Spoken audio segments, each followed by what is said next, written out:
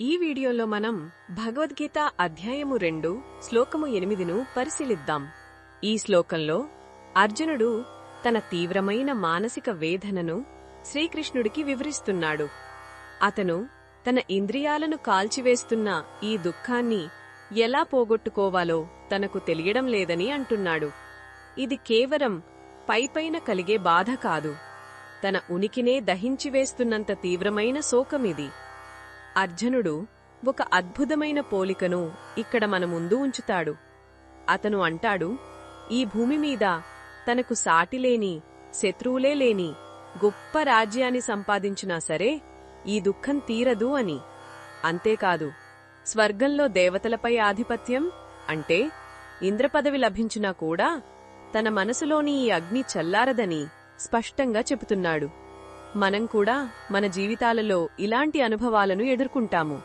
కొన్నిసార్లు మనకు పెద్ద ఉద్యోగం వచ్చినా, చాలా డబ్బు సంపాదించినా, లేదా సమాజంలో గొప్ప పేరు వచ్చినా లోపల ఏదో తెలియని వెలితి, ఒక అశాంతి మనల్ని వేధిస్తూ ఉంటుంది. అర్జునుడి పరిస్థితి కూడా అదే. బయటి విజయాలు, పదవులు, అధికారాలు మనసు లోపల ఉన్న గాయాన్ని మాన్పలేవని అర్జునుడు గ్రహించాడు. అతని సమస్య యుద్ధం గెలవడం కాదు, తన కర్తవ్యం ఏంటో, తన ఆత్మశాంతిని ఎలా పొందాలో తెలుసుకోవడం. ఈ శ్లోకం మనకు ఒక ముఖ్యమైన సత్యాన్ని బోధిస్తుంది. నిజమైన శాంతి, ఆనందం అనేవి బయటి ప్రపంచంలో లభించే వస్తువులలోనూ, పదవులలోనూ లేవు. అవి మన అంతరంగంలోనే ఉన్నాయి. మనస్సును స్థిరంగా ఉంచుకుని మన కర్తవ్యాన్ని నిస్వార్థంగా నిర్వర్తించడంలోనే అసలైన తృప్తి లభిస్తుంది. భౌతిక సంపదలు తాత్కాలికమైన సుఖాన్ని ఇవ్వగలవేమో, కాని శాశ్వతమైన శాంతిని ఇవ్వలేవు.